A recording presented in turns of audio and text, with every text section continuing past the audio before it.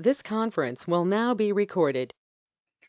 So I'll tell you, my dear friends, after the recording now, what is the trick of the labor word.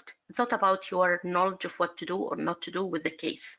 We are all obstetrician gynecologists. You are decent doctors in your workplace and you know how to manage a labor ward. But the thing is how to be safe, okay? Apply the safety and triage the patient, prioritize the patient, and in the same time, you finish all of the management and prioritization and task allegation as well. It's a task delegation as well in the 10 minutes time. So I can see that the challenge, the real challenge actually, is to do that in 10 minutes. Okay, so what we will do today, we will practice strictly in the 10 minutes as we used to say. Okay, so your timer will be your friend and during the preparation, and this is advice for you and all my friends attending. Okay guys, whenever you plan for the part 3 and you're practicing, please, timer is your friend. Always do this within a time frame, okay, time bounded, otherwise you are training yourself in the wrong way.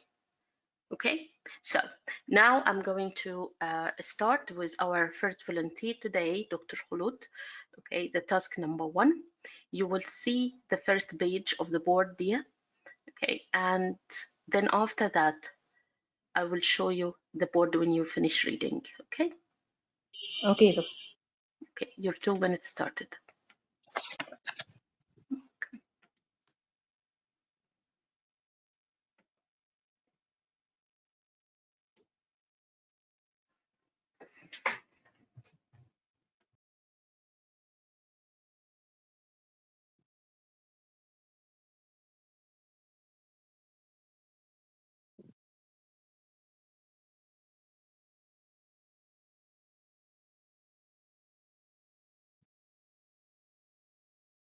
Okay, doctor, you can change.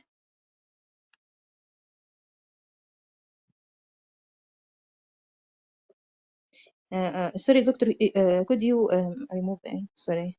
Okay, thank you.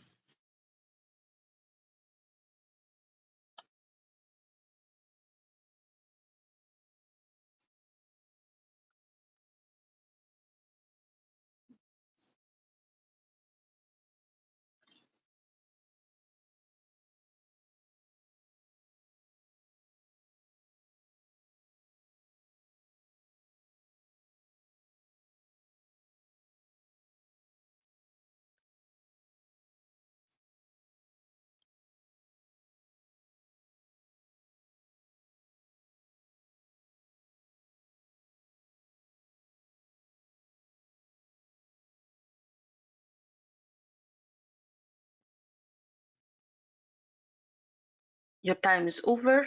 Okay, now we will start the 10 minutes. Okay, hello, I'm Dr. Khulud, ST5 in the labor ward today, and I'm ready for the handover. I have in my team an ST1 and 6 midwives and a senior registrar anesthesia. So I will start the handover of my cases by going directly to the most important emergency cases by myself and sending my ST1 for assessing less urgent patient and handling task of midwives in semi-urgent patient in labor. And every patient I will review notes of the patient in the form of medical and surgical notes and any objection for blood transfusion or any allergy, and I will keep it in consideration in my management plan. So Okay. with my first patient, I have. So Dr. Khulud, yeah. Mm-hmm. I'm sorry. I need to stop you Okay. here. Okay. Okay. Can you look to the timer, please? I have wasted already 1 minute. Okay. So would you please tell me this long, fancy introduction that you have made, how many marks you have obtained already from this introduction? I think no Zero. mm, mm, Zero, right? but So if you are planning to win, right, and pass this exam, you have to be smart, right? yes, sure. So don't waste time in something that will not give you marks easy, right? I'm so sorry. Why are you repeating what's there in the labor word? That you have ST1, ST5, whoever. Why are you repeating that? This information is already there, right? It's like Why are you it's like an I will introduction. As okay, I am knowing the background and the situation awareness. Who told you that? And Did we discuss this? no, but Dr. Ria instruct me to do so in but like a brief one in the starting of our discussion. But I will try to keep it as much short as possible. Okay, I'll tell you, dear. Okay, so if I want to say an introduction, a nice introduction for myself, okay, and I am already, and I told you guys, with all the due respect, you know, Dr. Ria, she is very good, okay. There is some people who can speak fast, right? Okay. And they are Yes. that they are saying that by natural, okay, a natural way, okay. So if they can do this like in 10 seconds, 10 seconds is not going to affect their performance. But that this a rule, is that a rule? It's a nice thing, but is it a rule? No, it's not a rule. Okay, so it's not a rule that you say a fancy introduction to any structured discussion. Okay, so I have been there, okay, or I have gone through the labor word, I'm aware of my stuff, okay, and I would like to start the handover, or I'm ready to start the handover.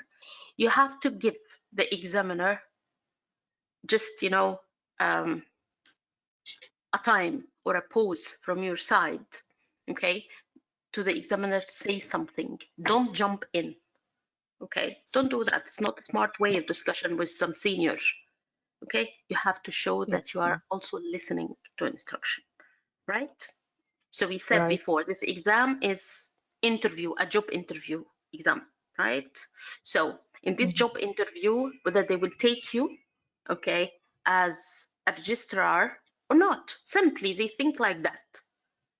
So imagine it's a job interview in the NHS, okay? So present yourself nicely with confidence, okay? Maintain your eye contact, especially that the coming exam is a face-to-face exam, okay? Your back should be straight, okay? And you should be not hesitated, and you show attentive listening to the examiner, okay?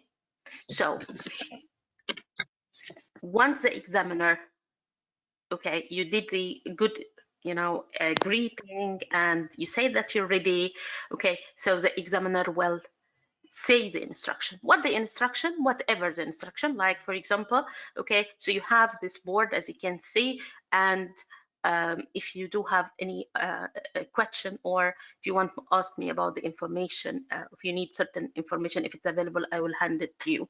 For example, if the examiner say that, that's very helpful to you, but just give the examiner something that gives the examiner time to say something, and whatever the examiner is saying is very important, right? So just listen, okay? You will never know, by the way, what is the plan without listening to the examiner. So now I would like you to start again, okay? Don't waste much time in the introduction. Fastly, okay? Go to the point, please. Okay. Hello, I'm Dr. Khulud, the ST5, and I'm ready for the handover. Okay, so Dr. Khulud, today, as you can see here, you have the board, and you have the information given to you in the board. And if you do need any more information, I will hand it to you or I give it to you if it is available. So please start. Okay, the patient in the room number 1 seemed to be a patient in a pre-term labor. Last examination of the patient was at 5 a.m. Patient was 1 centimeter. I'd like to know more about the last examination of the patient at this time. And I'd like to know more about if the patient has received steroid and tocolysis and magnesium sulfate or not. And I'd like to join the pediatric doctor to see if there is any available cot in the neonatal ICU. Okay, so the patient had received her first dose of steroid so far, okay, and she started contractions. Mm-hmm. Last examination was 5, as you can see. Okay, so I will arrange for another examination of the patient in 30 minutes to know more about the progress of the patient, and then if there is no available neonatal ICU, I will arrange for in utero transfer after informing my consultant about the case. For patient in room number 2, I have this patient with patient is 39 weeks and she is labor. Last examination was at 4 a.m. Okay, patient was 5 cm. So I'd like to know more about the vitals of the patient at this time, and know more about the CTG, and I'd like to review the partogram of the patient. What is your plan, Any information management? provided? You have already the information, the examination given to you. Okay, What so is your plan of management for this patient? I will send the midwife for the patient. It is a semi-urgent case to review CTG of the patient and examination examination of the patient, and inform me if any delay in progress or any concern of fetal or maternal concern. For patient for patient in room number 3, patient is 27 weeks and presented with antepartum hemorrhage. This patient is my top priority case. I will go to this patient with with the anesthesia doctor for assessing the amount of bleeding, and after that, if significant bleeding was confirmed, I will activate a protocol for antepartum hemorrhage. Patient, I will insert 2 IV cannulas and start resuscitation with fluids, and doing bloods and cross matching for at least 2 units of blood, and preparation of the case for and examination of the patient if imminent delivery is detected. So I will proceed to normal delivery. If not, I will arrange for termination of pregnancy after confirming my consultant about the case. After informing my consultant about this case, okay, and according to the vitals of the patient. Any information is provided regarding this case? Okay, so the patient vitals, heart rate is 90 and the blood pressure is 100/70. Mm-hmm. Seems like a patient is vitally stable at this moment, so we can start resuscitation and observation, and we can arrange for ultrasound for localization of the placenta of the patient,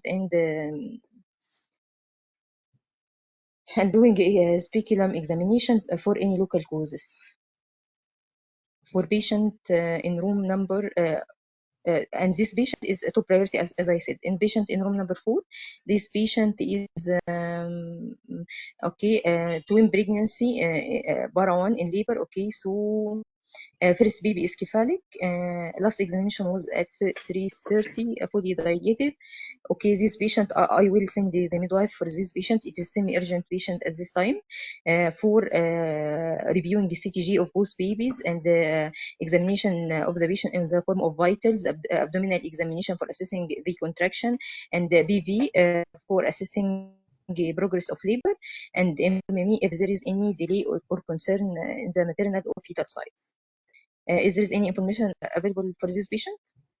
No further information. Okay, so it is a semi-urgent patient, and I will allocate the midwife for this case.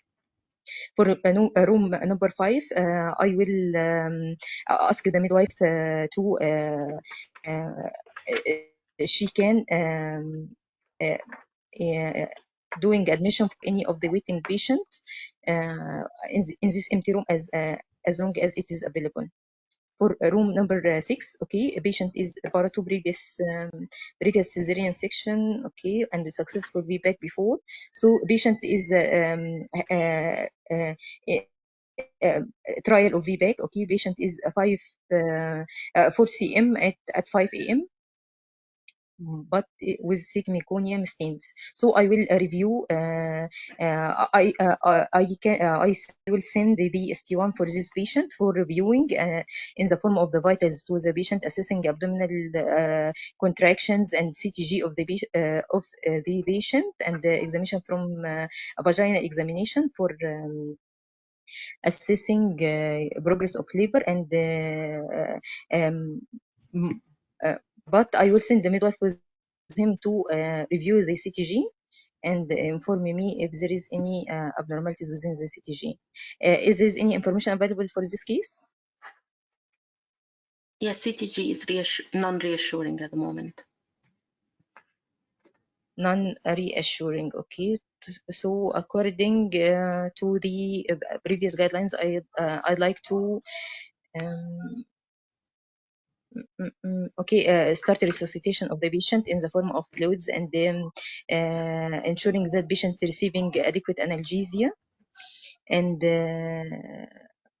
okay, and I will instruct ST1 to look for any red flag signs of impending rupture of the scar, in the form of reviewing the patient vitals, as I said before, and abdominal examination for any tenderness, and inform me with updates of this patient. Okay. So for the case number 7, this patient is 36 weeks, breech, came for external version. This patient is semi-urgent one. For the previous case number 6, it is an urgent patient due to fetal compromise, and I will send ST1 for this case, okay. And for case number 7, this patient is a routine case. I will send the midwife to the patient for apologizing for any suspected delay on admission, and taking a detailed history from the patient, reviewing her notes, and we can go for her as soon as possible when we finish with the previous emergency cases we have. Okay. She could do CTG for reassuring assessment of the fetus, and doing a general examination, abdominal examination for the mother. So for the patient in the room number 8, this patient is sickle cell disease in labor, okay, and patient admitted with 39.5. This is an urgent patient. I will go to this patient by myself after, and I will go with the anesthesia doctor for resuscitation. This patient need oxygen mask and adequate analgesia, and administration of antibiotics, and the heparin, and reassessing the patient in the form of the vitals, abdominal examination, and if there is any contraction, we can do patient is already in labor, so vaginal examination for assessment of progress of labor. It's time. Okay. Okay. Sorry for this horrible task. No worries. Okay, so Dr. Khulud, I can see that you're still in the mood, you know, fight or flight mood. Do you know what is this mood? Doctor. I'll tell you. I'm Yeah. trying to catch Okay. everything, but I am okay. Okay. I'll tell you. Yeah. When people are under stress, okay, what they will do? It's like you are running off a dog in the street, for example, okay, or you have any harmful event or attack or threat to your life, okay. So our body, you know, is organized to have this mode, fight or flight, okay. And this fight or flight mode is under sympathetic or parasympathetic. What do you think? It's under sympathetic, sure. Of course, yes. Okay, so what happened to people when they are under the sympathetic mode? They You doesn't think they can? concentrate and they skip important things So yeah, and so are disorganized. heartbeat become faster. Okay, as I can feel, and it's difficult to concentrate, right? Mhm. When you are under this mode. Okay, so why you're feeling that? You're feeling that because it's a stress response, you know, from the exam. So you think that now stress, this is a labor room, I don't know what to do.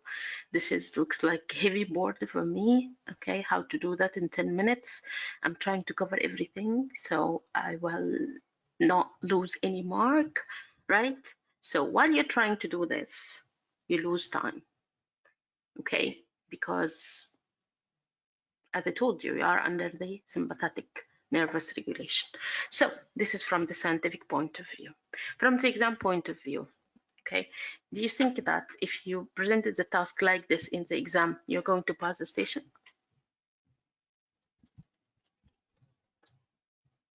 What do Not you think? necessarily. No, you're not going to pass the station. I'll tell you why. Because first of all, okay, we have learned something. The labor word prioritization, it's called the prioritization, right? So what is requested from you? You will know what is requested from you when you go here to the instruction. You will find that in the instruction, there was 10 minutes to study the board carefully and decide and discuss with the examiner what task need to be done. So task is part, right, from the mark. And in which order they should be done, okay, so that's mean prioritization, right? You say which room is first, which room is second, and so. And who should be allocated to each task. So this is the task delegation, right? So 3 marks or 3 parts of the station are there. If you're not able to finish by the end of the 10 minutes, all room and prioritize them and do the task delegation again, okay, and allocate each task to whom, okay, you will not be able to pass the station because the task is not completed, right? So first of all, time management, please. Second is the strategy, how to approach the labor word simply, okay. It's all about triage and safety, okay. When you read the task like the board like this, Dr. Khulud, I will go with you from the very beginning. Like, I am now the candidate, okay, in the exam, and I'm trying to think of the candidate now. Okay, so as a candidate, what is important from me in the 2 minutes? What's very important for me that I know who are the staff with me and their capabilities, right? So I have ST1 trainee, and she's a GB actually, and I have an anesthetic trainee with me.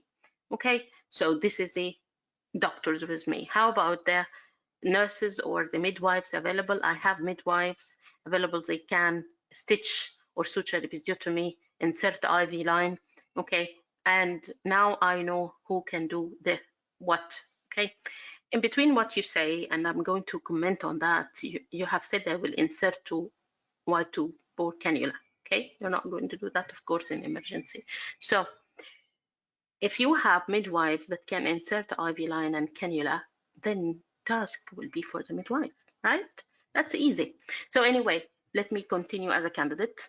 So I will read carefully what is requested from me, because now I plan what are the parts to be covered in this station. Some station is only about the task management, okay, and prioritization. Sometimes they ask you, say it's urgent, semi-urgent, or routine, okay? So it's according to each task how it is written. Now here, they request 3 things from you, okay? So please, the 3 things need to be covered, okay? So now I need to, again, say what is required in this task, okay? And who will do this and what is the prioritization. Let's go to the task or to the board and see what is the cases that have a red flag signs, okay, for me when I read the board. Fast, okay? I will look to the presentation, okay, to the notes here. What is here in the notes? Fast. What do I have? If there is anything that looks dangerous at the first look, somebody here with chest pain, right? And somebody here who is bleeding, right? Okay, so this is for the first impression. Okay, let's have a look fast again, okay, to the board and see the cases. Okay, so this is preterm, and you know, for the preterm, okay, so there is always a package of care for the preterm, and I'm going to see this with you. So I have abdominal pain. Abdominal pain can be anything, can be labor, right? Can be UTI, can be anything. Okay, so I need to inquire more about this. Okay, so again, CTG is reactive, so this is a good thing. Now move to the next. This is 41, para 5, always multi in labor. What is their problem? Multi in labor, what is their problem? I think they have a higher risk to go into emergency cesarean section. Multi in labor, okay, she at risk of postpartum hemorrhage, okay, and some complications during delivery, like, for example, they have higher rate of polyhydramnios, higher rate of placental abruption, okay. So it's very important to look to the presentation, you know, of the task. So I can see here unstable lie. Once I see unstable lie, now I'm not happy, okay, because she delivered 5, right? So head is 3/5 palpable, okay. Sometimes it can happen in the multipara, okay, that they will have high head until the cervical dilatation, and after that she deliver fast, no problem, okay. So I will watch this patient. What is required here? Just watch the patient, okay, for the progress, exclude any CBD because of the unstable lie, okay, and watch for the cord prolapse because unstable lie, high rate of cord prolapse. That's it, okay, and of course the BPH after delivery. So move to the next. I have ABH. Have you noticed the blood group?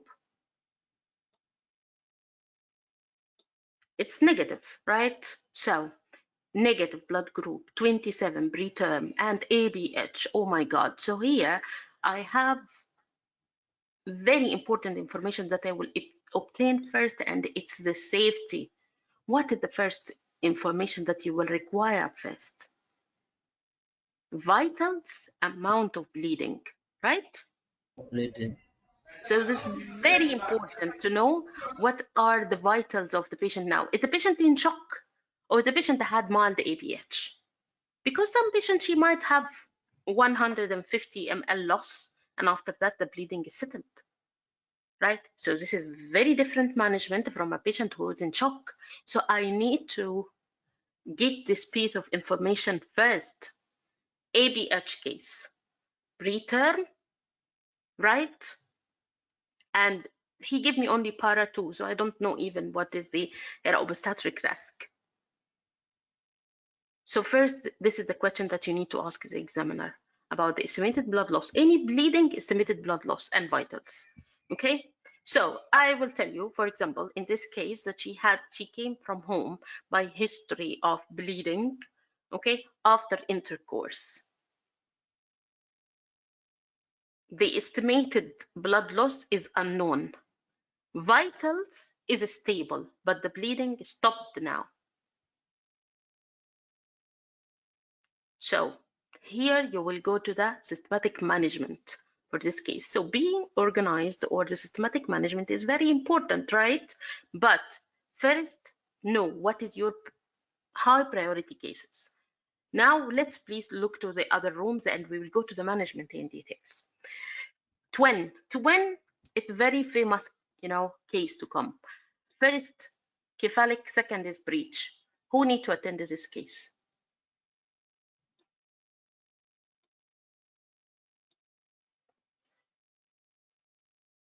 Is the time of handover? ST5, I should. Okay, if you have an emergency, you need to deal with the emergency yourself, okay? And if there is second emergency or second pending case, you can call the consultant to come and see. Okay. Okay, so this is fully dilated 1 hour. You need to know if she delivered now or not, right? By now, the first twin or not. Okay, how about the baby heart rate and the contractions, right? BV finding at the moment. Midwife can go and see this case, but who will attend the delivery of breech, second twin breech? A midwife or a consultant?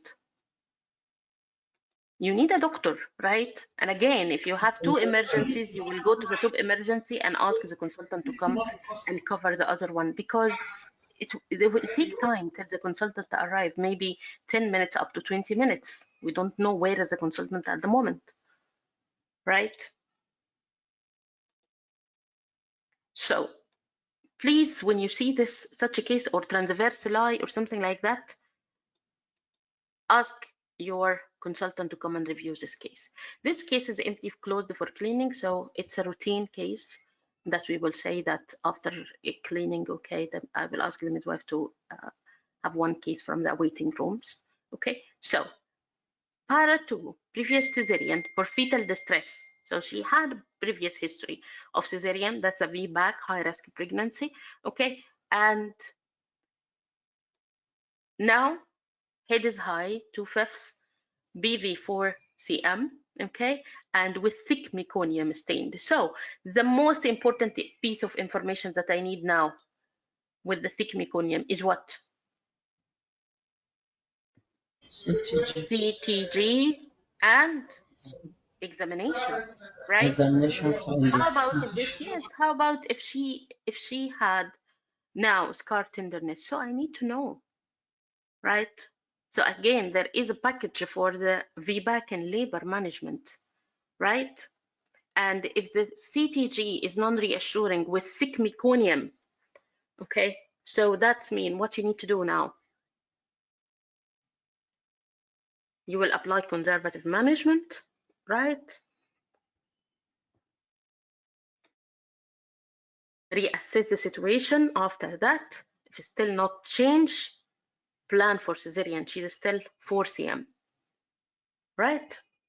Okay, so para 3, 36 breech came for ECV. Looks like routine cases. So now I have sickle cell disease in labor. And when she come to the hospital, she was feverish with chest pain. Oh my God. Sickle cell disease, fever, chest pain. Looks like what? Looks like a crisis. Syndrome. Okay, Crisis. so if this is a crisis, will that be your top priority case now or not? Yes. Right? Okay, so if a Yes. mother unstable, this will be your top priority case or not? Of course. It should be.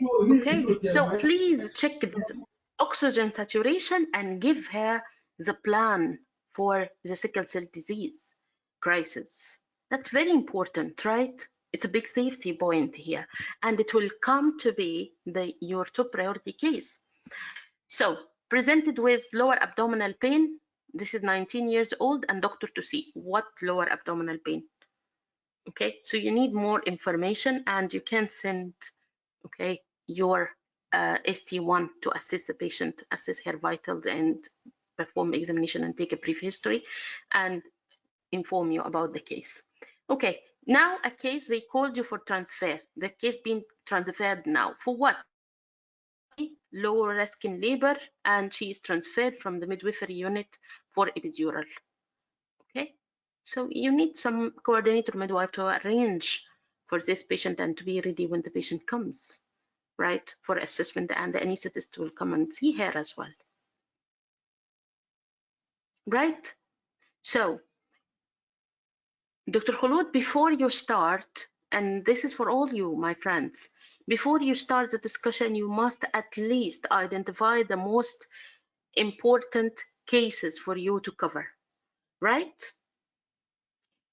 The everlasting question, shall I approach the labor ward prioritization one by one or priority first? What we have said about that.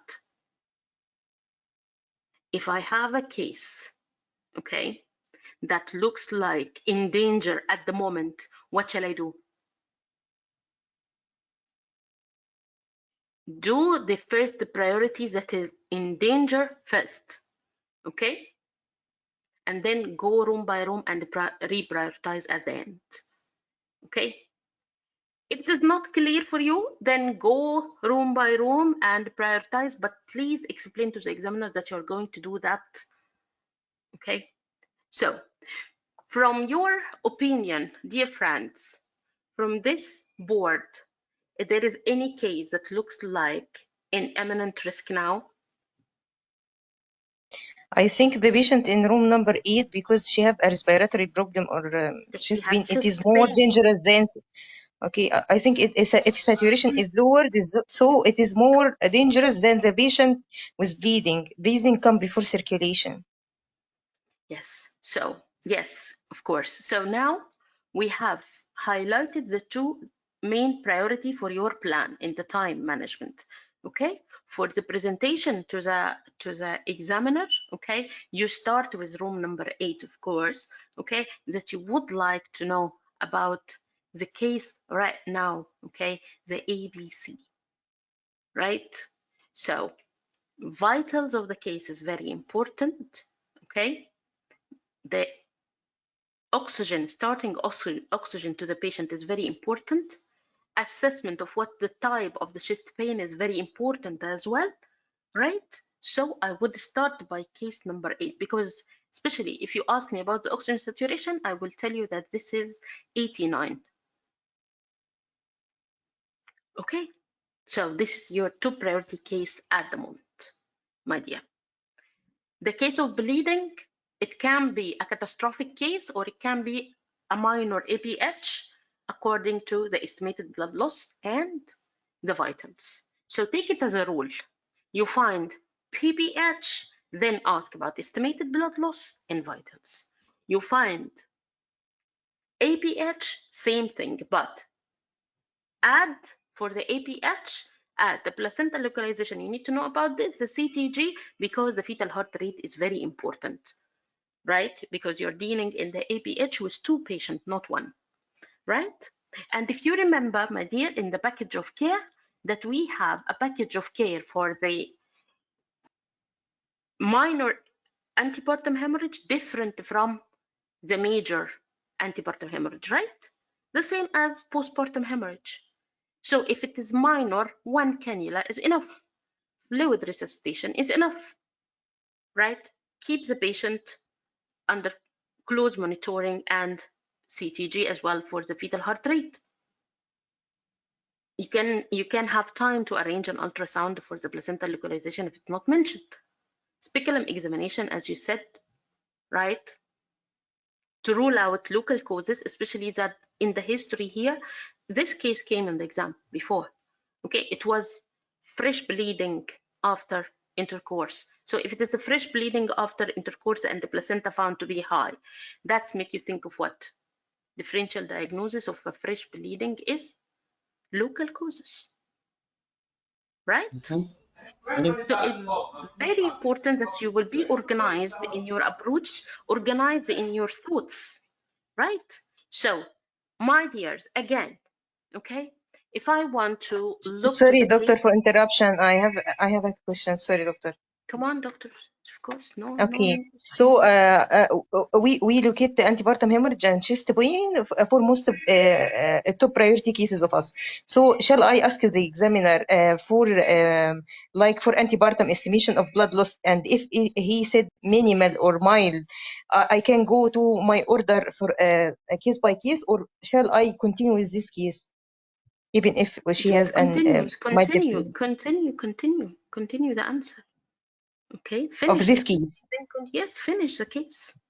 Okay. Okay, will you leave the task and move to another one? You will forget after that, right? You will forget. So it's Okay. once you discuss Okay. an information about one task, okay, or about one case, like for example, I'll tell you, and this was also in one of the exams. He said or that massive postpartum hemorrhage for one case, estimated blood loss is 2 liter, and that's it.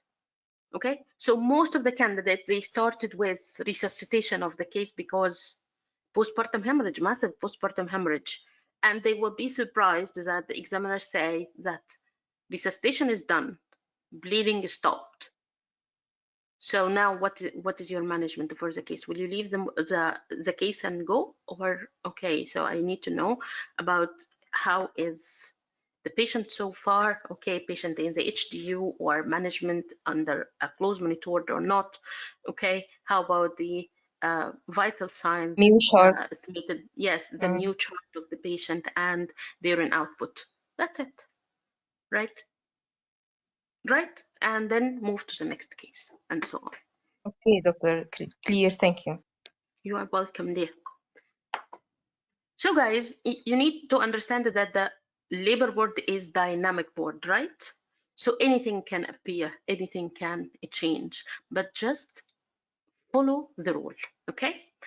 Okay, so what are the rules? That I don't give any management without proper information, asking or obtain information. If we follow the SPAR, simply, okay, that situation, background, examination or assessment, and recommendation. Your situation usually given in the presentation, okay? Background is usually given to you, most likely. Most likely assessment will be given partially to you, and you will need to ask more about the assessment part, okay? Like how is the abdominal examination, how is the BV, how is the CTG, and some, or what is the estimated blood loss, what is the vitals, and so on, okay? And then you give your recommendation. I can't say this part by saying recommendation first. Can I do that? Can I say recommendation without proper information? No. That's unsafe, right? No. Right. So dear, remember that the tool that's used in the communication is the SPAR tool, and the labor ward handover is a very good example of the handover, okay, of the SPAR, of the communication, applying the SPAR. You will need some time in practice of the labor ward till you get the SPAR correct. However, in the exam so far, situation is simply antepartum hemorrhage, simply preterm, okay? Say something, what is the background or what is the background risk in this case? Assessment the information and give your recommendation. Simply, this is how you go through each case, right? So you will never miss the safety in the task. And your management will depend on what is the finding, okay? You can't give a good management without the finding, right? So I have a case of delay in labor, delay in the second stage. Management will depend, right? Like, for example, is it favorable for assisted vaginal delivery or not? So if it is favorable for assisted vaginal delivery, what I will do?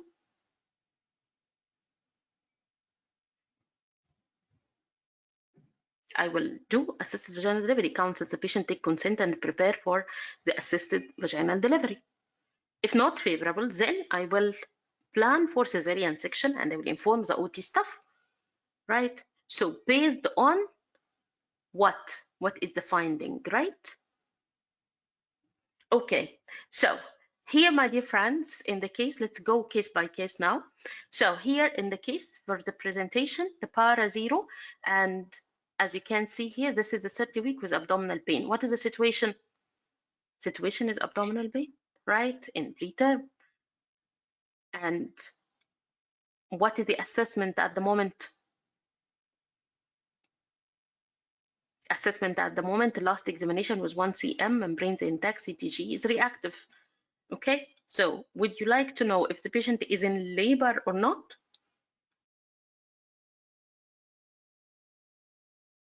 Is it localized abdominal pain or it is contractions, right? Okay, if cervix is dilated, is that means that patient is already in labor, early in labor? Yes, when There you is ask visible. the examiner, okay, so when you ask the examiner, he will tell you that the patient started contractions 2 in 10 at the moment. Okay, so when is the next due examination? Next due examination, because it's 8:30 now, will be after 30 minutes. Okay, for this patient, for assessment, you need to ensure that the patient had received the steroid, right? And that the neonatologist is informed about the task, about her present. Okay, so this is what you need to do at the moment, right? So steroid first dose is started, so you have managed the case correctly. Who will go and see this case at the moment? I can send the midwife for this case. The midwife. Okay, yes, midwife can go and see this It's case. just the Assess her. examination Or CTG. section. Yes, and she will update you about the information. So good. Okay, so the case is semi-urgent at the moment. Now we have para 5, 39, and unstable lie. How would you present this task for the examiner? So for the assessment, it is 39 weeks in labor. For the background, patient is para 5, grand multipara, and the examination provided, okay, patient was 5 cm with intact membrane and 3/5 palpable per abdomen at 4 a.m. So I will, this is the background of this patient. No, not this. This is the assessment of the patient. Okay. Okay. So after that, I will do my recommendation. I will send the midwife for this case for assessment. It should be assessed by 8 a.m. What you need to know at the moment, yes, of course. So now, whatever you have said now, you will not receive any mark so far. You will start receiving mark from the time when you say what you need to know from the information and what's your recommendation. Okay, so please tell me what you need to know at the moment. I will review the partogram and I will Last BV review partogram, okay, and progress. That's it. Send home. Okay, and state of membranes and CTG of the baby. I'll tell you, Dr. Khulud, please say short sentence for each case so you save time. You have a problem in time. Okay, so don't repeat all what is written. So multipara with unstable lie in a multipara. Okay, I need to review her partogram. What was the last finding of BV? Okay, a midwife can go and assess her, watch for cord prolapse, okay, and rule out CBD. That's it. Move to the next. Okay. What is the next? Hello, Dr. Rabba. Yes, dear. Dr. Rabba. Dr. Rabba, ma. Yes, dear. Back to that, back to that room 2. That last vaginal examination was at 4 a.m. As at the time we were saying or taking over, that patient is already due for a vaginal examination again. So who will do it? The midwife, or you do it? Yes, okay. a midwife will do it. You can't So do can we anything. say that we would request for a repeat vaginal examination? Yes, I to know would the like current to know. state? Yes, Yes. Yes, so somebody review the partogram, update the vaginal examination, rule out the CBD, cephalopelvic disproportion, and watch for cord prolapse. That's it. Right? That's it. She doesn't need anything more. So don't waste time in this case, okay, because you still have 8 cases on the board, right? So next case is the antepartum hemorrhage. Antepartum hemorrhage in preterm, okay, I need to know the estimated blood loss and the vital signs. That's very important information to start with, right? Estimated blood loss, I'll tell you, this was unknown, okay, because the case presented was bleeding at home after intercourse. Now there is no ongoing bleeding. Vitals are stable. So give me a plan, please. So after that, we can go step by step. We can do abdominal examination for assessing for any contraction, any tenderness in the patient abdomen, and reviewing patient notes in the form of placental localization and the speculum examination to exclude any local causes. Okay, so you can also arrange an ultrasound at the moment, right? Would you like to send the blood for this patient for group and safe? Would you like to Yes, this patient I should for the provide this patient with the NTD and arranging for heart test.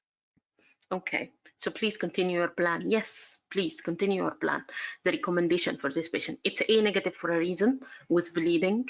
Okay, so the patient needs an NTD at the moment, and she will need blood also to be ready for her. Okay, and she need to have a cannula as well, at least one large bore cannula, because she might have a bleeding at any time. Yes, bleeding is stopped, but she need another one. Do you need to inform the pediatrician about this case? I'm not sure. I maybe yes, Not an active but bleeding, this. not active bleeding at the moment. Okay, but No okay, contraction. yes, no active bleeding at the moment. But I need to ask you also, would you advise a steroid? Sorry, Dr. Rabah, to interrupt. If not imminent delivery, we can. If not delivery is expedited, so we shouldn't provide the corticosteroid at this moment. Okay, so Dr. Hind, please. Yeah, regarding the steroid, it's definitely need to be given. However, the magnesium sulfate is the one considered if she is in labor. So as long as Yes. she's not in labor, she's not going to need the magnesium Yes, sulfate. anybody. Regarding Yes, of course. the big depression, this patient is not going home. She will stay in the hospital. So they need definitely to know Yes, that of we course. have a 27-week. Yes, of course. She will stay in the hospital under observation, okay? And you, as a team, okay, you will ensure that you're ready for any time she starts bleeding again, right? So your plan is a decent plan, Dr. Hind, of course, okay? So you need to inform the pediatrician about any preterm admitted Dr. Khulud, okay? And any case that is risk for bleeding at any time, okay, and the risk of delivery at any time, you need to cover her by the steroid, okay? But I'm not going to give her a magnesium sulfate unless I'm taking her for delivery or she is in active labor. Okay, imminent delivery within 24 hours. Established, yes, is established or planned.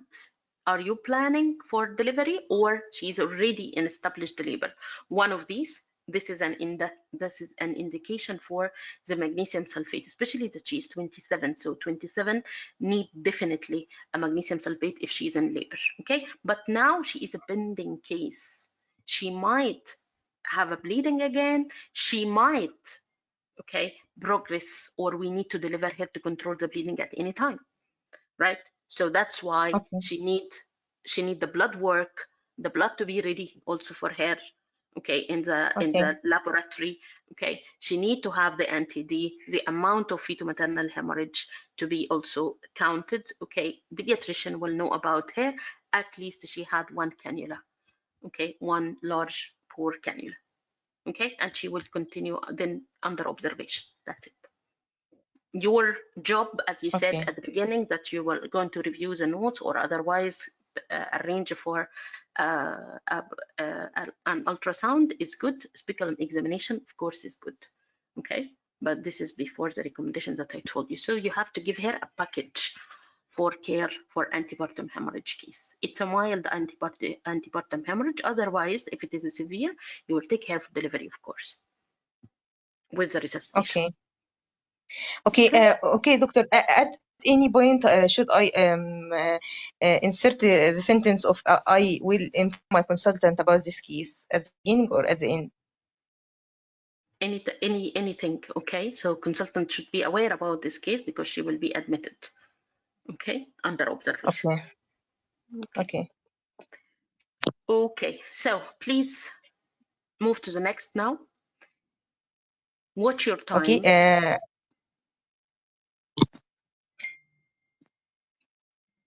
Twin in Okay. So labor, this. fully dilated Okay. one This is or patient. more. First cephalic. So I will send the midwife for doing BV and assess progress of labor of this patient and reviewing CTG. Okay. But the delivery would be attended by By SC5 senior. or consultant? A senior By senior, obstetrician okay. should attend, yes. Senior, okay. Okay, so empty room, this one is routine, you have said already. Okay, so the para 2 previous CS for fetal distress, this one you have also mentioned, okay? We have mentioned about that we need to know about her, the CTG, and we need to know about her any impending or red flag signs for scar tenderness, okay, or rupture uterus. Once he said that the CTG is non-reassuring or even pathological, then we have to take an action, conservative measures, and if not responding, then go for delivery now. The para 3 breach, this is an elective case, as you said, this is for the ECV, so one of the midwives will go and she is going to reassure her and discuss with her that the ECV is going to be done by the consultant once there is once we finish with the emergencies, okay? Ensure that the fetal heart rate is okay. Next one is the known sickle cell disease in labor, okay? Here I would like to give you if you, after your permission, okay, here I would like to give you some checkpoints for the sickle cell disease, okay, and this checkpoints, okay, for the sickle cell is very important because sickle cell is one of the hot topics for your exam. It can be separate structured discussion, okay, for a case with sickle cell disease, or it can be one of the cases on the labor ward. Both came in the exam recently. So the check points, rapid clinical assessment, okay, for the woman in sickle cell crisis should be assessed rapidly for medical complication requiring intervention such as the ACS, sepsis, or dehydration. History, okay, so typical sickle pain or not, or if there's any precipitating factors. And the examination, you will focus, this is for the crisis, but first the ABCs, don't forget, okay, examination focus on the chest, the site of pain, any typical features of this pain, because sickle cell disease, they are at risk of VTE. So she can have a pulmonary embolism, that's why she had a chest pain, okay? Or she can have any other problem. So we need to know what is the features of the pain, okay? If she had signs of infection already, chest infection or something, and COVID, of course. Initial investigation, this is full blood count, okay, the reticulocyte count, the renal function. Other investigation will depend on the clinical scenario, okay, but it can be blood culture, chest x-ray, urine culture, or liver function test. For our case, chest pain, always remember chest x-ray and ECG. Those one of the important investigations that need to be done at, you know, the first presentation of the task. Chest pain, okay, so you will send the blood and you will arrange for ECG and for chest x-ray. Okay, the patient needs the ABC, okay, especially that her oxygen is dropped in the case, okay, so please remember that we go for the ABC, the oxygen first okay? And we are going to ask for the help in this resuscitation for your anesthetist first, okay, for resuscitation of this case, but who else is going to come and attend? Maybe midwives Sickle cell disease, and remember, a specialist of who's in the, FA. The yeah, And hematologist. yes, hematologist must hematologist. attend and Okay. physician, right? This is MDT, right? This is a crisis. It's called a crisis. And your consultant must be aware of this case, right? Okay. Okay. And you will do the resuscitation, fluid management, the pain management is very important for this case. Okay. You can start the antibiotic as well. Okay. And assess how far the patient in labor. Okay, this is very important. Fetal heart rate as well, you need to check. Okay, so what type of pain management you will avoid in this case? Betadine. I think Bethadine or something. Betadine. And anything else? Will you give her non-steroidal, for example? NSAIDs No. generally. No, No. both of them. Yes, both of them need to be avoided. Okay, so the case who presented, this is your top priority at the moment, as you can see. Okay, then presented with lower abdominal pain. This is for doctor to see, so simply you can send here, you can make use of your ST1, okay, sending to assess the patient, okay, obtain history, clinical assessment for an examination for the type of pain, okay, and arrange necessary investigation and update you about the finding. The patient who is in transfer, this is low risk patient, okay, that is for the pain management or for the epidural. Just the coordinator midwife need to be aware of this patient and arrange a room for her, okay, and inform the anesthetist because the epidural after checking the fetal heart rate. That's it. Okay. Sorry, Dr. Rabah, Okay. just in sickle cell disease, we are not giving the non-steroidal just because she is after 28 weeks, not because of the sickle cell. Is that right? I'll tell you, dear. Okay. Yeah. Non-steroidal anti-inflammatory medication, okay, can be used in the cases with sickle cell disease, but only for the second trimester, as you said. Okay. But if you have suspected, if the patient came with fever and you have it that the patient suspected sepsis, okay? Okay, So for the avoid, infection. yes, Yeah, of course. so also avoid the non-steroidal even if she is in the second trimester. Okay. Okay, dear? Okay, so Yes. since you are here, please come on and present this case. Of course. Okay. Dr. Rabah, I want to ask Yes, Dr. one Islam, question. how are you? Yes, sure. If I'm not able to complete the task at the first 2 minutes of reading, should I start by one by one, room by one, one by Yes. one, or Yes, of course, and explain or that to the examiner. I see another emergency? Should I start by it? Then I'll go. If you can define, look, Dr. Islam, okay, it's a smart way to approach the task by, you know, do a first screening, okay, of the case. Quick screening. Try to identify any red flag cases, okay? So, case of severe bleeding, case of impending eclampsia, case of uterine rupture, case of collapse, like this, okay? So, you look to any disaster fast, okay, as quick screening. If this is possible and you have been able to identify fast, okay, the top priority case, that's okay, right?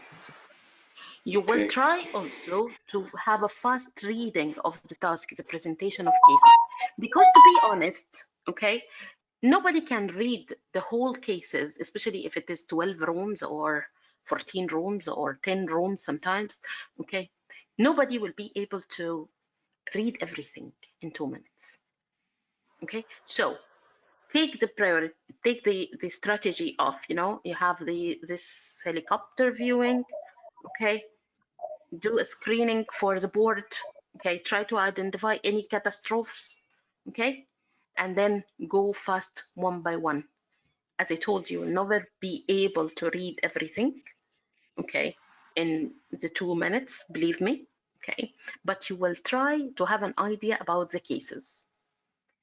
So if you are being able to identify a catastrophic case, start with it because it's an emergency. Okay, so on the board there is, as I told you, okay, a collapsed patient, or there is a case with something that there is shock. Okay, so this is the one to start with, and then go one by one and add, or go to the rest of the rooms, and at the end reprioritize if you have time. But if you are not able to do that, it's fine. Explain to the examiner, please. It's a matter about, it's all about communication. You communicate with the examiner well, the examiner will respect you. Okay, so you will tell the examiner that you have the board and I'm going to go room by room, okay, and I'm going to see the cases or allocate the cases according to its urgency. At the end, I will prioritize. That's it. Okay, so now I have explained to the examiner what is my approach, right? Okay. Then go room by room, okay, and at the end, he will be waiting for you to say, what is your 2 priority cases? Okay. Okay. Okay. It's fine. Be flexible. In the exam, anything can happen. So be flexible. You're ready for anything. Okay. You are ready for a weird board. You are ready for very, you know, busy labor ward. Okay. So just quick screening, helicopter viewing, and then after that, explain to the examiner how are you going to approach the board fast in like 10 seconds, and then go to the board, whatever you love to do, okay? But at the end, ensure that you prioritize everything, that you have a plan for everything, and you have task delegation for each room. That's it, okay? And the rule, as we said, you can't do everything by yourself. So trust your colleagues, and the case that can be seen by a midwife, it's fine. The case that can be managed by ST1, it's fine. Okay. If you need a consultant, one extra hand to help you, then ask for the consultant to come and manage one case. That's it. Okay. Okay, Thank Dr. Islam, you are Okay. welcome. Okay, so hopefully that Dr. Hind is finished reading now. Hello? Yeah, hello. Okay, so your 10 minutes started.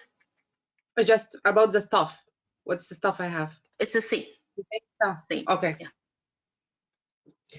Okay, this is Dr. Hind Hindawi. I'm the on-call ST5 today, handing over the labor ward, and I'm gonna do the prioritization for this labor ward. So we have here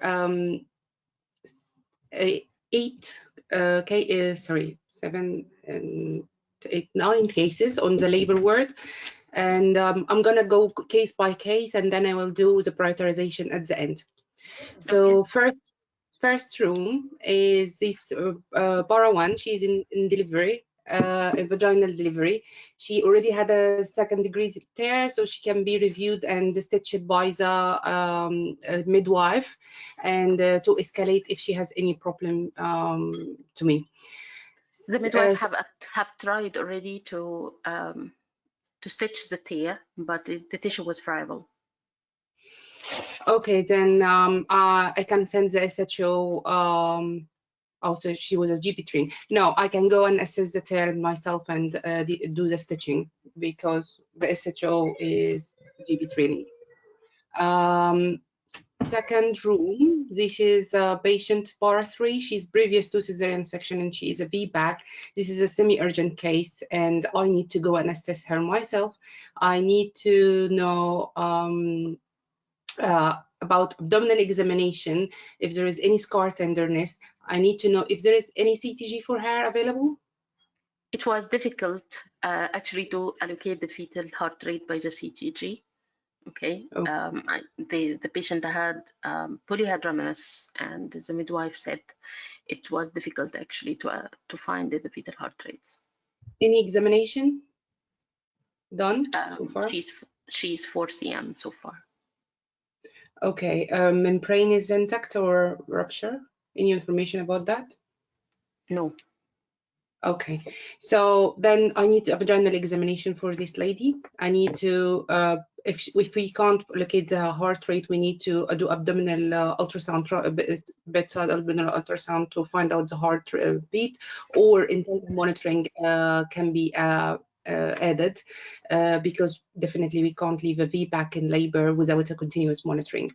And if we still can't find or can't monitor, have a good monitoring for the baby, then discussion about emergency cesarean section need to be done with this lady, and the consent will be done by the SHO. Bar to the room 3, this is the MRSA carrier. She's 38 weeks in labor, regular contraction. Again, I need to know if there is any examination done for her.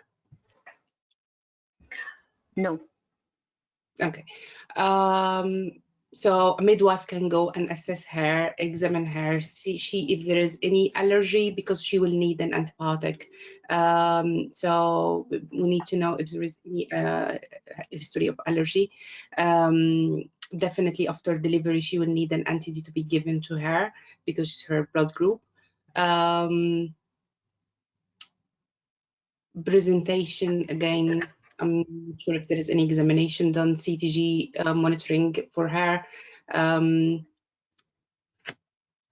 Group and save need to be sent. She's para 2, but still can do not have very high risk for BPH, but a group and save, just a group and save and full blood count need to be sent for her. Room 4, this is primary gravida, 40 weeks, no risk. She had already had an examination. I'm not sure at what time. If you can remove the timer, please. Okay, so 1 second. Of course. No, it was not mentioned. Okay, so do we know when this examination was done? 3 a.m. If it is 3 a.m., so she should be due for exam now. A midwife again can do this and see CTG need to be reviewed.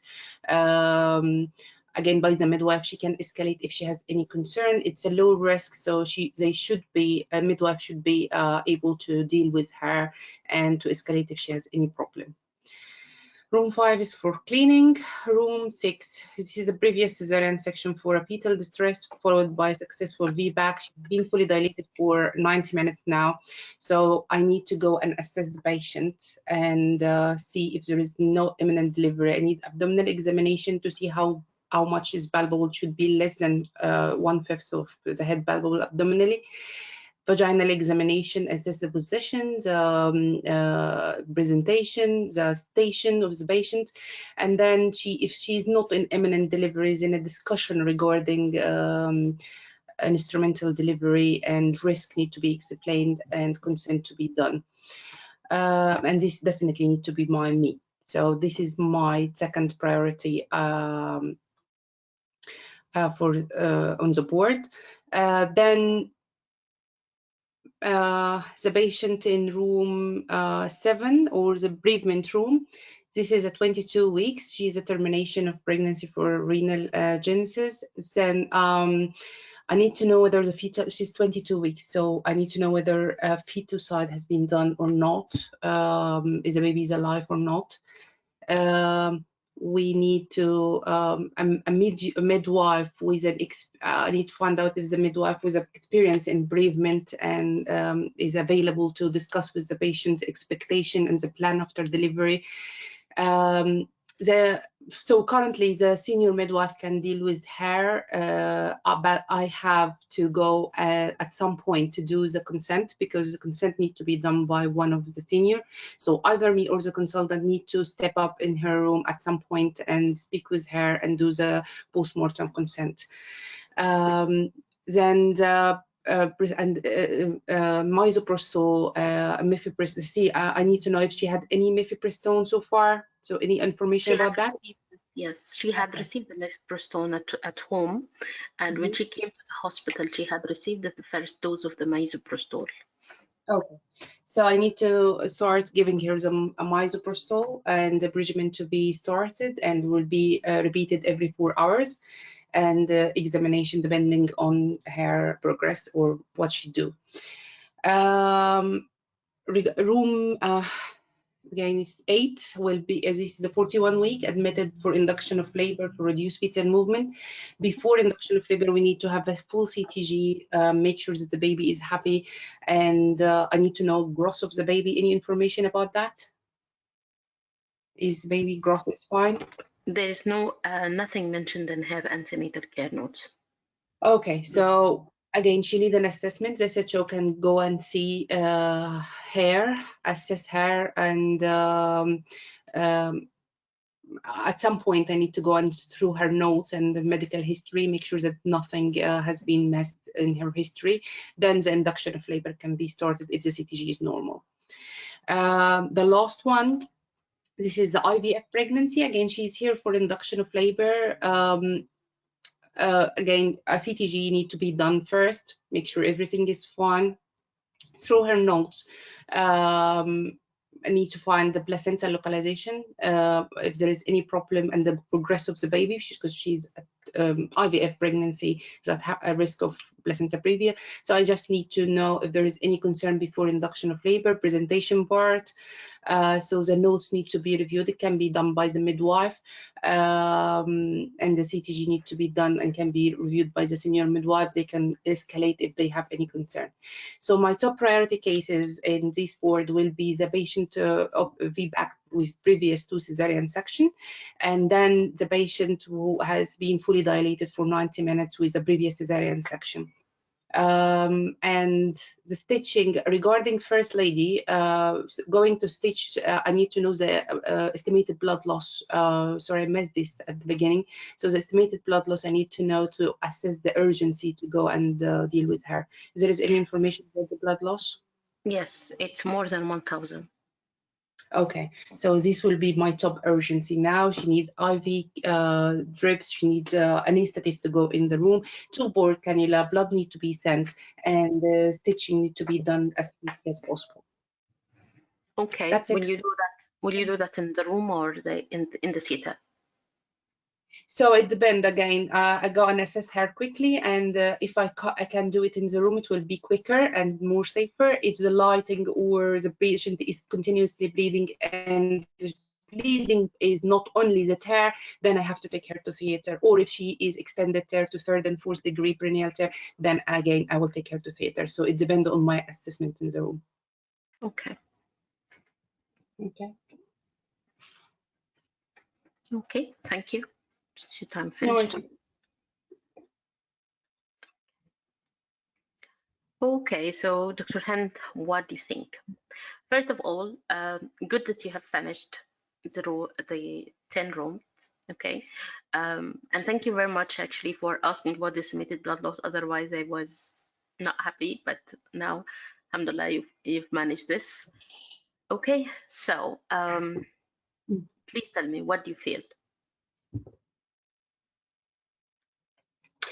Okay, as you said, time-wise, I have finished all the room. I think I have mentioned mainly the main points. In the VBAC, I forgot, I'm not sure if I sort of talked about the bleeding, the consent and the blood to be sent, and the cross-matching need to be done. Yeah, So yeah, you missed the blood. I forgot. You missed the blood. Yeah. But you have mentioned about the consent, but you missed the blood. Okay. You missed also that she must have a cannula. Okay, a whiteboard cannula. Yeah. Yes, and send the blood for her, and assessing her because she had a polyhydramnios 2 previous cesarean. She's high risk of rupture, right? And she need to have a good assessment, right, for her progress. It was good from you that you have mentioned about the ultrasound for detecting the fetal heart rate okay, and considering the cesarean section, repeated cesarean section, because of the difficulty allocating the fetal heart rate along with this situation. So just in the preparation and counseling, I wanted from you that you cover the point of the loss, okay, the bleeding, and the preparation in cases of the case needed any emergency cesarean section or uterine rupture or scar dehiscence even, okay, sending the blood for the cross match. And here also about the point of you're afraid of what, afraid of, or the risk is higher for what, rupture, especially this due to previous two cesarean with the fact of the polyhydramnios in both, okay, and risk of abruption, placental abruption, and risk of scar dehiscence, the risk of cord prolapse, and finally, even if she delivered, the risk of postpartum hemorrhage, right? So the patient, you need to be aware of the risk. Patient also need to have this risk. When we discuss the such cases, because you've mentioned that the consent, if you know, or considering the discussion with the patient, will you go yourself after you finish with your emergency to discuss with the case? She's a stable now, of course, or are you going to send your ST1? Which case? The previous two cesarean. Of course, I have to go myself. Yes, because you have said that the consent will be taken by the SHO. That's why I need to, I meant the comment on consent this part. Oh, yeah, Yeah. of course, yeah. Okay, so she's previous two with very high risk. There is multiple problems here in this patient. Okay, so you need to go yourself. And also for the ultrasound assessment, okay, ST1 can do, GP trainee can do ultrasound assessment of the fetal heart rate. No. Should be you. As a part of the assessment, yeah. Yeah, so they need to try, or otherwise you go yourself. Okay, or if not, if you're busy with the emergency of the bleeding, then your consultant can go and assess the case. Why not? Okay, ask the consultant to attend and assess the case by himself. Okay, so next. Doctor, I have question, please. Yes, dear. For the patient in the room number 1, this patient is only having an episiotomy needing to be sutured second degree. So I don't think it is because of 1,000 ml of blood loss. So believe shall me, we go for backing? Believe me, it came in the exam, okay, as a hidden agenda, second degree tear with friable tissue, and it found to be a Jehovah's Witness as well. Oh, okay. Exam. So I was asking if we should back. Okay, I'd like. I was asking if I was asking if she can. We have do packing for these tissues and go through step by step like medical management, and after that we, if not managed by this, we can go take the patient to the theater for examination under anesthesia and better visualization of the. So we have postpartum hemorrhage, right? Okay. The lesson to be learned from this is what? That number one, that you never just pass a case because it looks like low risk. Okay. Do your job. What is your job? Assessment. Assessment of what? Any case who's delivered already. Okay. Uterus is contracted. Mother is stable. How about the estimated blood loss? Right? He told you that there is second degree tear. So second degree tear means that, and the midwife tried to stitch it, but it was too friable. Okay, so now you need even to re-examine and assess the extension of the tear, right? So when you ask the examiner, if you go systematic like any other case, check uterus is contracted, mother is stable, estimated blood loss. You ask, and here, because it's a tear, what is the extent of the tear? So mother is not stable. Estimated blood loss is more than 1,000. The case turned to be emergency. Once he said emergency, start resuscitation. Okay, declare that you have a postpartum hemorrhage case. So activate the postpartum hemorrhage or the major obstetric hemorrhage protocol. This case need to be managed in a team. Okay, what is a resuscitation? Any resuscitation start with ABC team. Okay, that will be involved in this case. That will be the coordinator midwife. Okay, and you will alert the lab hematologist to be aware, and your consultant will be aware, right? So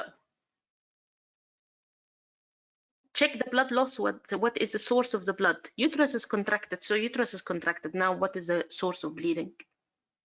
Is a tear, right? So I need to know. I need to carefully examine the tear and resuscitate the woman in the same time. So, so in this case, we would This should skip be medical parallel. management of postpartum. If there is no bleeding from the uterus, if it is contracted uterus, and the bleeding from the trauma, from the tissue, you will do So we the go directly resuscitation. for surgery. Yes, you will do the resuscitation in parallel with the preparation to go to SETA. Okay. Okay, so the resuscitation means that she had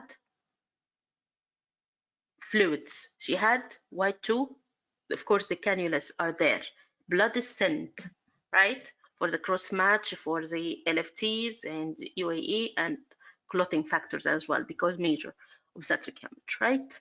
Okay, and till the blood is ready, the warm crystalloid should be infused, right?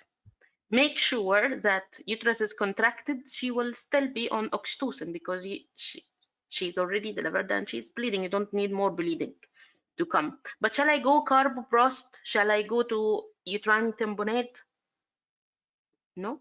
Postpartum No, but hemorrhage, at least okay, but at least we can take the patient to the theater. Patient yes. not a candidate for suturing in the room. That's what I'm No. asking for. No, no, no. Resuscitation started from the room while preparation to theater. Okay. Okay, that's why you have a team working. You're not going to manage her yourself. Okay, so everybody will do his role in the team. Okay. Okay, but you will go yourself to the theater with this patient. Okay, so after making sure that the patient is stable, okay, the stitch will be done under general anesthesia. Okay, so now we have the next patient.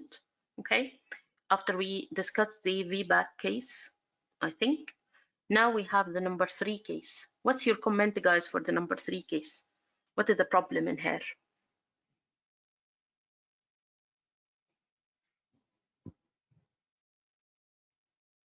Came also an exam recently, dear friends. So what do you think? What is the management of MRSA in labor?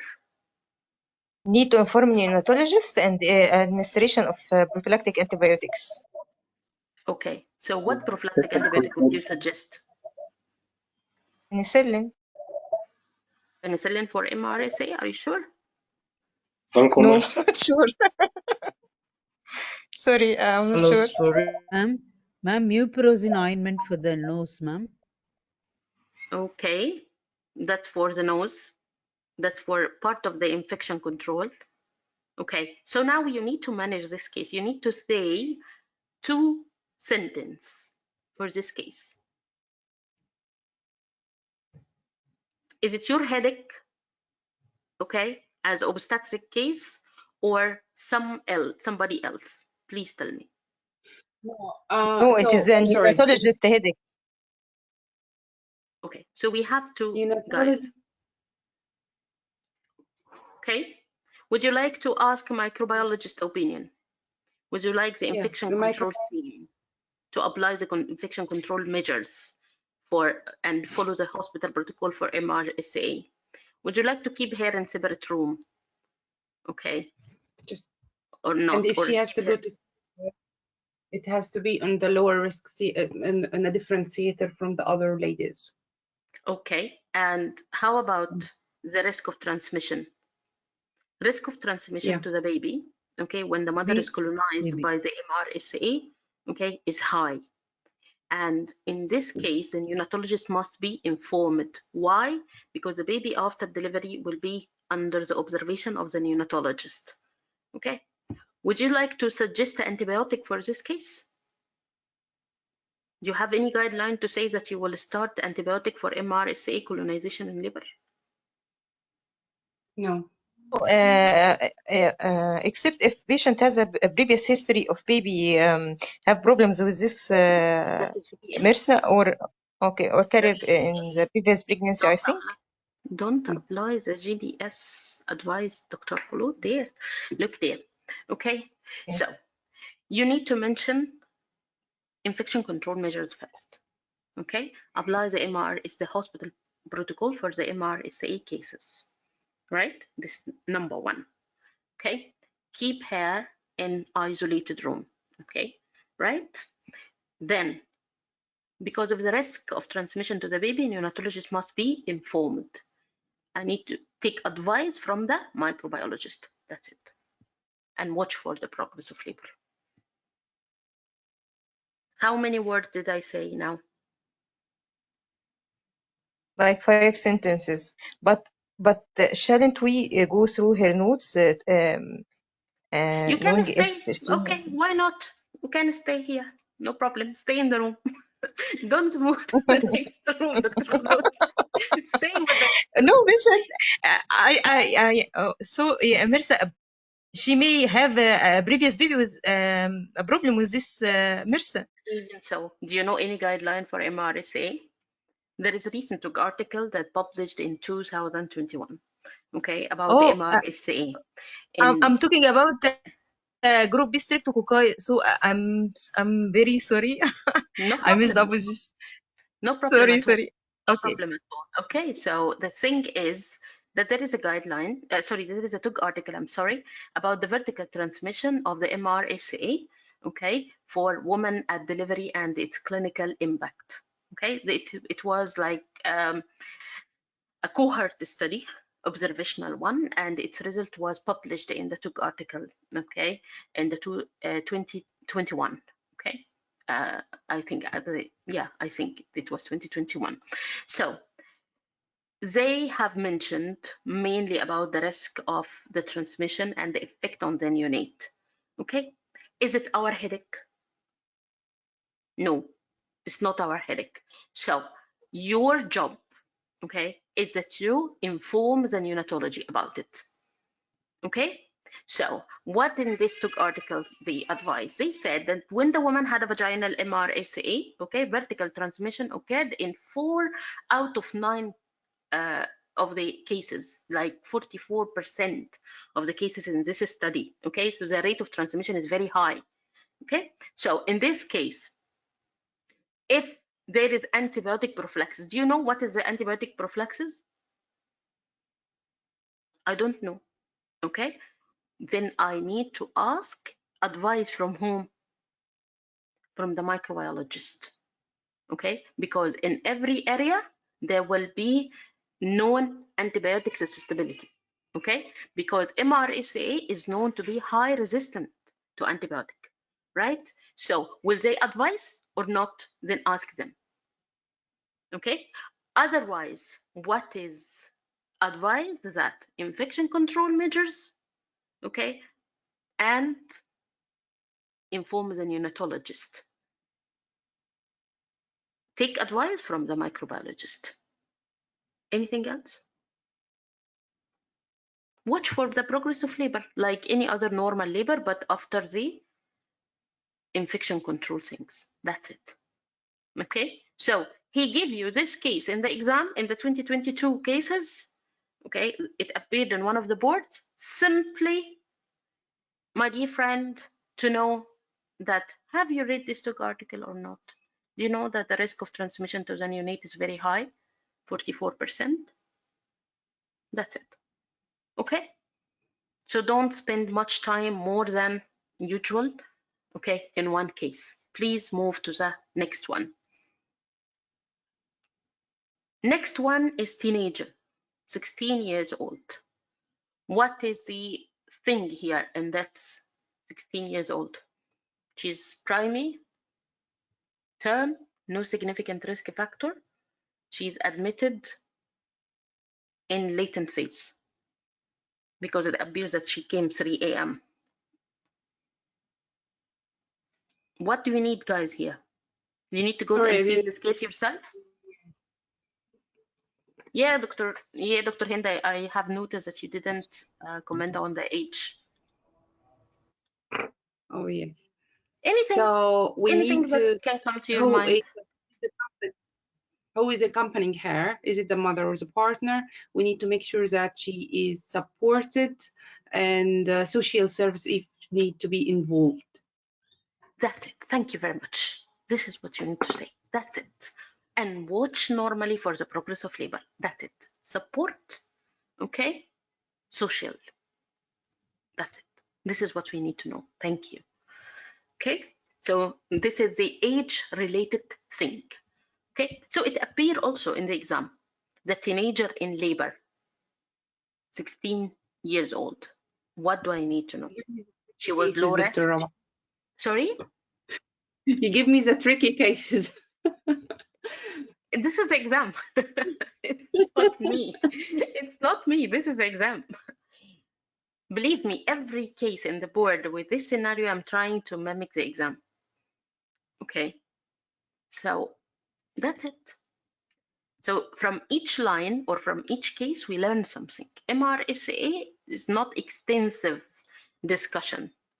It's all about infection control, about the neonatologist because of the risk of transmission, okay? And being in a separate room, take advice from the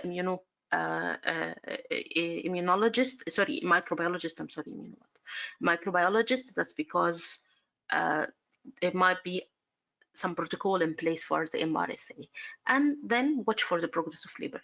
Okay, the case of previous two, it was polyhydramnios, as I told you, okay, with difficulty locating the fetal heart rate. This was in the case. The second degree tear was friable tissue and estimated blood loss was very high.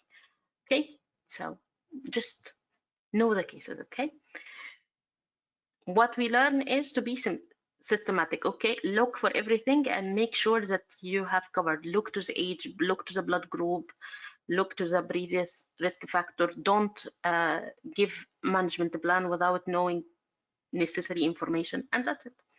Okay, so the previous CS for fetal distress you have answered correctly. This is a previous cesarean section.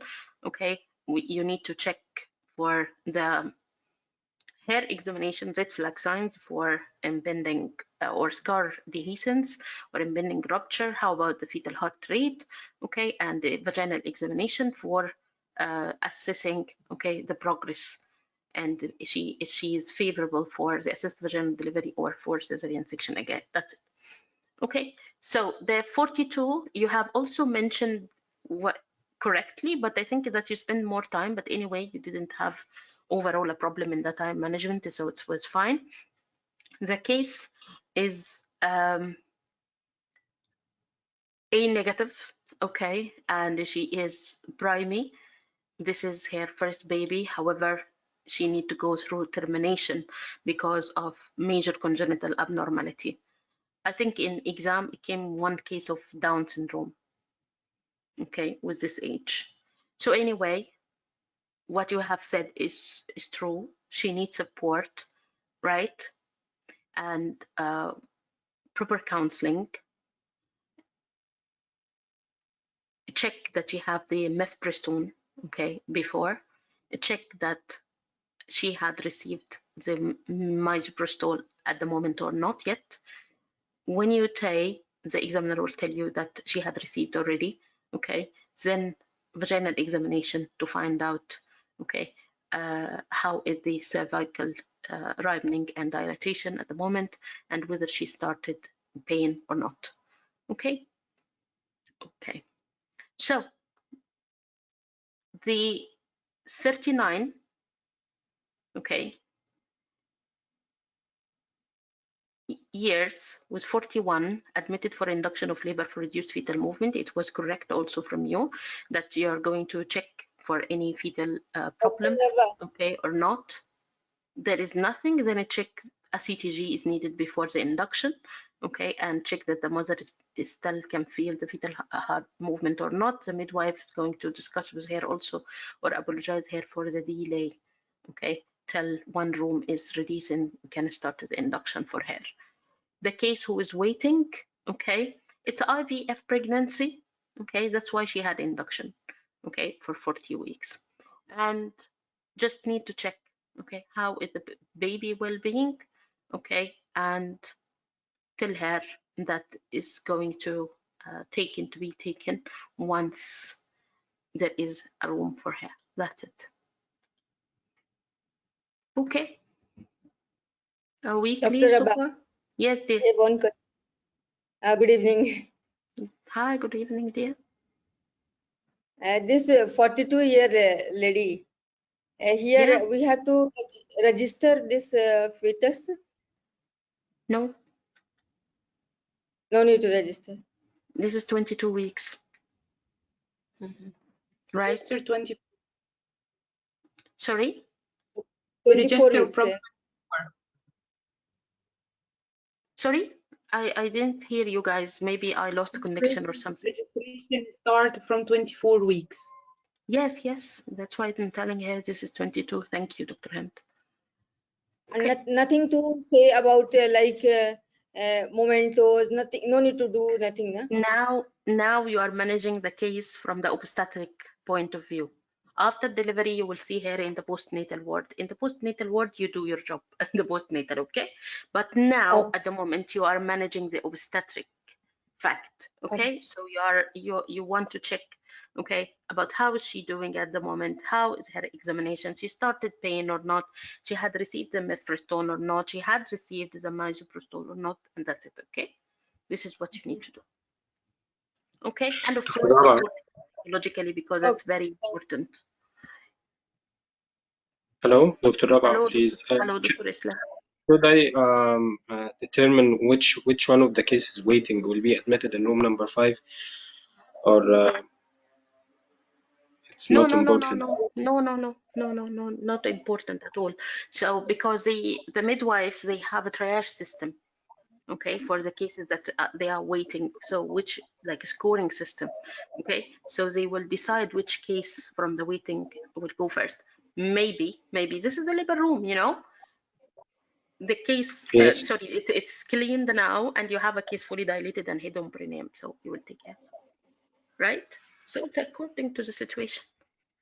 Don't worry, don't think about it. Just after in short cleaning, okay, one of the midwife is going to move one of the waiting cases to this room. That's it.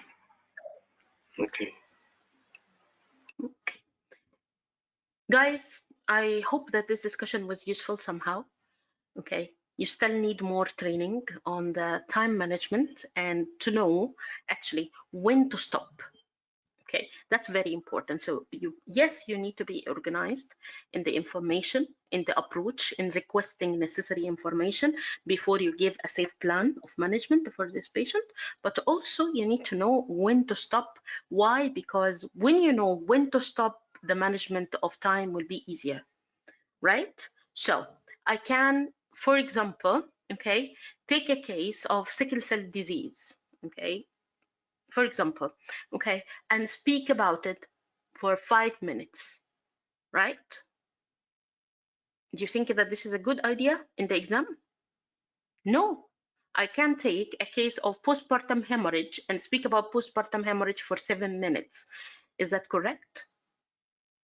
No, right? So I need to tick the boxes with the necessary important steps in each case. Do you remember when we discussed in the last time, we said in the labor word, imagine that you are in MEQ question when the question was, what is the initial management? Right? So do you remember that? When you choose what is the initial step or what is the first step in the management or what is the initial management of the case. So you need to deal with the situation now as it is. Okay, guys?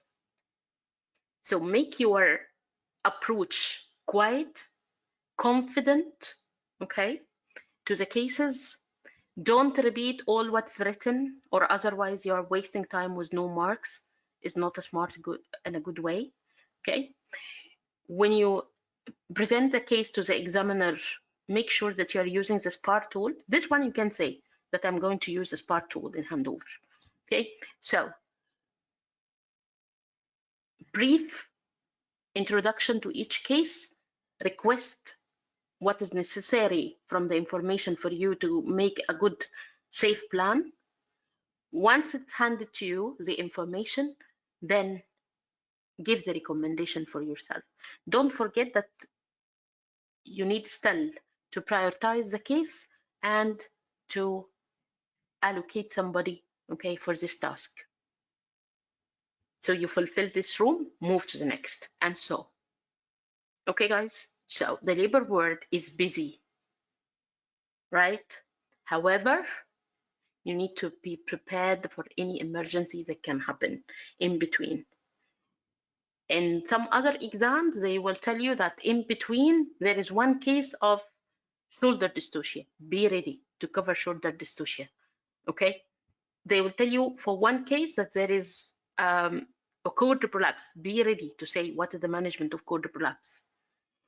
Maybe in one of these board the cases, you are in case number 6, and now the examiner telling you that case number 2 now had rupture of uterus.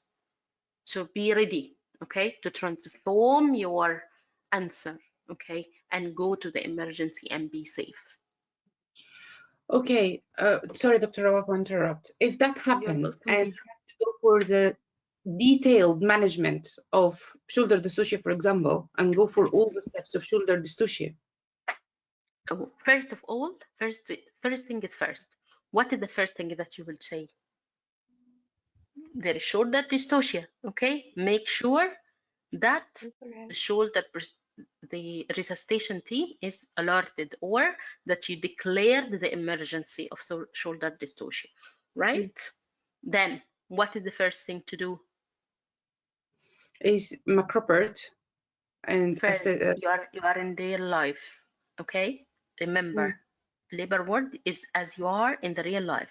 What you do when you go to the woman? You inform the woman and take consent.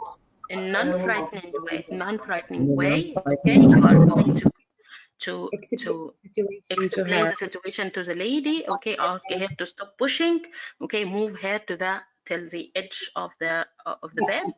What right? I mean, sorry, Bikraba, it's just what I mean. If I go through the steps of shoulder dystocia, this means that I mainly spend about 5 to 6 minutes from No, you will not do this, dear. This is why I'm saying, okay?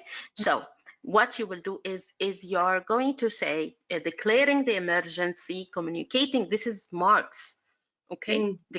Because when you say that you are going to declare that this is shoulder dystocia, okay, and call for help, this is communication with colleague and safety.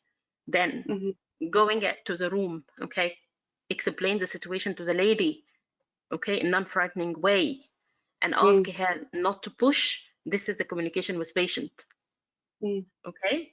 So, and then taking the patient to the edge of the bed and put her in the McRoberts maneuver, okay? This is applied clinical knowledge, Mark, okay? So the applied clinical knowledge is not everything in part 3, okay?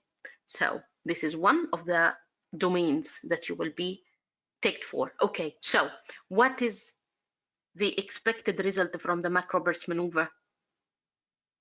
95% baby will be delivered. Yes, okay, so if this is successful, okay, then I will ensure, okay, that after the delivery, that active management of the third stage of labor, okay, and 4D documentation, debrief, and duty of candor, okay, and the DETEX, right? Hand the baby to the neonatologist, and that's it. If it is not, then I can move to the next, okay? So the examiner, believe me, he wants from you the initial part of the management. Okay, just say like this. So you can count now with me, okay? I'll give you one minute. I'll tell you what, because it's an emergency, I will give you 1.5 minutes, okay, for management of this case. And you will cover it, believe me. Okay, you will cover it from the part 3 point of view. So you will cover it from the all domains. Okay, so here I'm starting. Please manage. Okay, the shoulder dystocia. So the first step, I'm gonna to alert this team that we have a shoulder dystocia. I'm stepping in the room. The emergency buzzer need to go. So everyone to the room. I'm speaking to the patient, explain the situation clearly, quickly, in few words, non-threatening way, and then I'm taking over from the midwife, delivered her, examine the patient, ask her not to push. With the help of another 2 midwives, they will put her in macropert position, and I will try to deliver the baby. 95% of the baby will delivered with simply macropert, maybe an assisted suprapubic pressure with another midwife, one of the midwife helping. The anesthetic maybe came to the room, and the beads will be listening to the call. The emergency call goes to the beads as well, so he'll be in the room. If the baby is not delivered, then the next step will be moving forward to the rest of the maneuver, either internal rotation or delivery of the posterior arm, or if the patient is small and BMI is low, we can put her in all 4 position. Episiotomy is not routinely need to be done, however, it's helped with the management. And then after delivery, active management of third stage, because she's at risk of postpartum hemorrhage, and documentation, debriefing of the patient, and datics and duty of conduct should need to be done. Good, perfect. See, it's not 7 minutes. Okay. Okay, that was perfect. Do we need to fill an incident form here? I think so. Yes, of course. This is the 4D documentation. That's very important, because actually there is a form, RCOG form for the shoulder dystocia, right? So documentation, patient debrief, duty of candor, and datics. Okay, datics is the incident form. Okay, so those are the last 4 things that you will say. Okay, but did she was successful in managing the case of the shoulder dystocia and mentioned everything in the algorithm in 1.5 minutes? Yes. Okay. So, and believe me, this will have a good mark in the exam.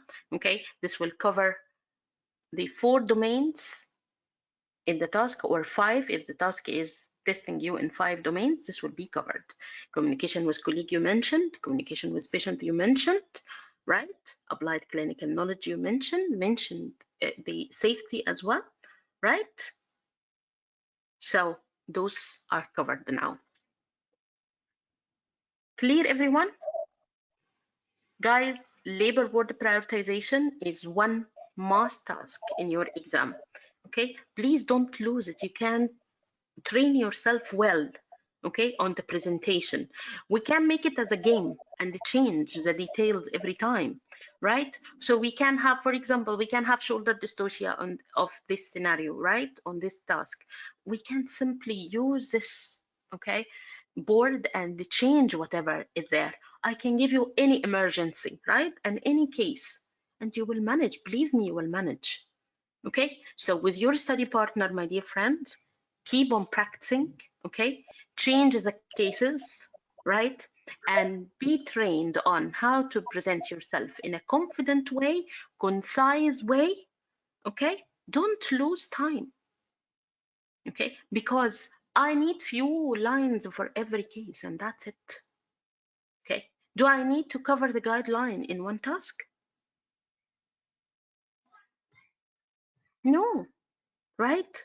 So focus on the initial management and first step of management for each case now, okay? Be ready for any emergency, be safe, okay, in your management plan, and make a good use of your friends or your colleagues. Okay, guys, so this was the end of our discussion today. Unfortunately, I have to go. Okay, and hopefully that you find it useful somehow. We are going to, you are welcome, dear. You are welcome, Dr. Hind. You did well. Thank you very much. And thank you, Dr. Khulud, also for today's presentation. So tomorrow we do have another session. Okay, you are welcome, dear. The session tomorrow, it will be 1 hour. So we can discuss 2 cases. Okay, so we can have one structured discussion and one role play station. If you have suggestion for a station or request for a station, a specific station, please write it in the group, okay? So I can prepare it for you, or otherwise I'll choose, okay? Thank you very much, guys, and see you tomorrow. Thank you, bye.